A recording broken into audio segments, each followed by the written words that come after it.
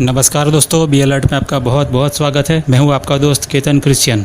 आजकल टिकटॉक पर एक चैलेंज वायरल हो रहा है जिसे मिल्क क्रेट चैलेंज कहा जाता है। ये चैलेंज में मिल्क क्रेट को पिरामिड के शेप में रखा जाता है और उस पर एक साइड से चढ़ा जाता है और दूसरी साइड से उतरना होता है। ये चैलेंज पूरा करने के लिए कितनों ने अपनी हड्डियां तुड़वाई है। पिछले सालों में कई ऐसे चैलेंज मशहूर किए गए थे जिसमें कई लोग इंजर्ड भी हुए थे। इस चैलेंज का भी यही हल है, बल्कि मैं तो यही कहूँगा कि ये चैलेंज ज्यादा जानलेवा है। लोग मिल्क क्रेट से बने पिरामिड की टोच पर आसानी से पहुंच तो जाते हैं, लेकिन वहां से नीचे उतरने में बैलेंस चूक जाते हैं और बहुत बुरी तरीके से नीचे गिरते हैं। इनको नीचे गिरते देख, इनको इंजर्ड होते देख सब लोग इसका मजाक उड़ा रहे होते हैं और हंस हंस कर मजा लेते हैं। ये कैसा चैलेंज है जिसमें लोगों को हानि पहुंचती है और देखने वाले उसका मजाक बना रहे हैं।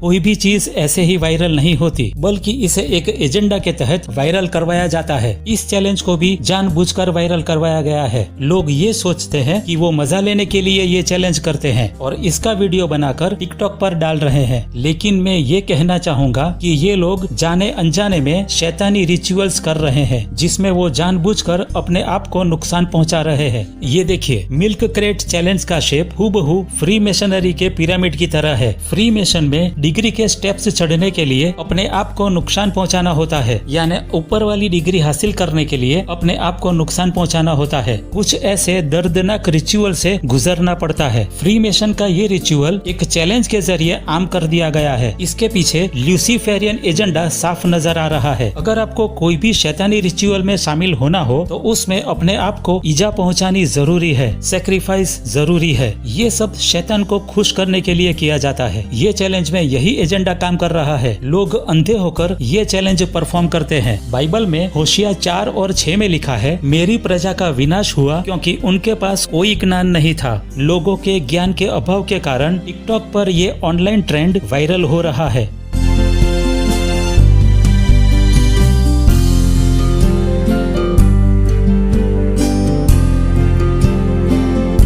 माया संस्कृति में ऐसे ही पिरामिड हमें देखने को मिलते हैं। मायास एक पुरानी संस्कृति है जिसमें अपने देवता को खुश करने के लिए ये लोग ह्यूमन सेक्रीफाइस किया करते थे। कोई अन्य जाति के लोग या गुनहगार को पकड़कर इन्हीं पिरामिड की सीढ़ियां चढ़ाकर ऊपर तक ले जाया जाता था और ऊपर पहुंचकर अपने देवी देवताओं को खुश करने के लिए इन्हें ऊपर से नीचे गिरा दिया जाता था, जिसमें ज्यादातर लोग मर जाते थे और जो जिंदा बच जाता था उसकी हड्डियां टूट गई होती थी और लोग उसका मजा लेते थे। यही रिचुअल मिल्क क्रेट चैलेंज में किया जाता है। एक आदमी पिरामिड पर चढ़ता है, ऊपर से गिर जाता है, उसे चोट लगती है और लोग उसका मजा लेते हैं। अपने अपने मोबाइल से लाइव टिकटॉक बनाते हैं और उसे सोशल मीडिया के थ्रू वायरल करवाया जाता है।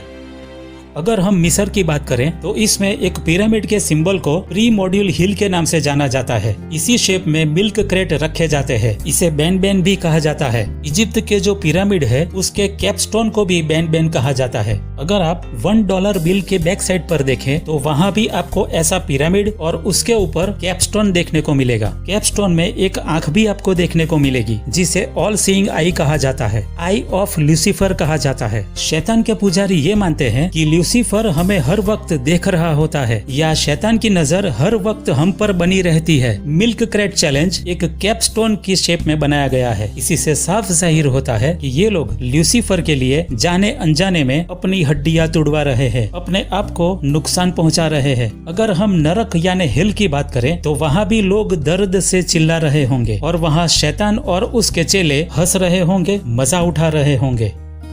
ये चैलेंज सोशल मीडिया ही नहीं बल्कि मेन स्ट्रीम मीडिया के जरिए पूरी दुनिया में वायरल करवाई जा रही है। इसके पीछे का एजेंडा आप समझ ही गए होंगे। इनका शैतानी एजेंडा ल्यूसीफर को खुश करना है। अंत के दिनों में शैतान को हर एक इंसान का हिस्सा बनाया जा रहा है। जाने अनजाने में शैतान के लिए रिचुअल कराए जाते हैं। लोगों को अपनी आंखें खोलनी होगी। ऐसे चैलेंजेस से दूर रहना होगा और दूसरों को भी बचाना होगा। बाइबल में प्रेरितों के काम 20 और 28 में लिखा है, अपनी और अपने समुदाय की रखवाली करते रहो। पवित्र आत्मा ने उनमें से तुम्हें उन पर दृष्टि रखने वाला बनाया है ताकि तुम परमेश्वर की उस कलीसिया का ध्यान रखो जिसे उसने अपने रक्त के बदले मोल लिया था। जी हाँ दोस्तों, यीशु मसीह ने सलीब पर अपनी जान देकर हमारे पापों का भुगतान कर दिया है और इसीलिए वही हमारे पाप माफ कर सकता है। उसके सिवा कोई हमारे पाप माफ नहीं कर सकता। अपने पापों से तौबा करें और यीशु मसीह के पास आए, वो ही हमारे पाप माफ करेगा।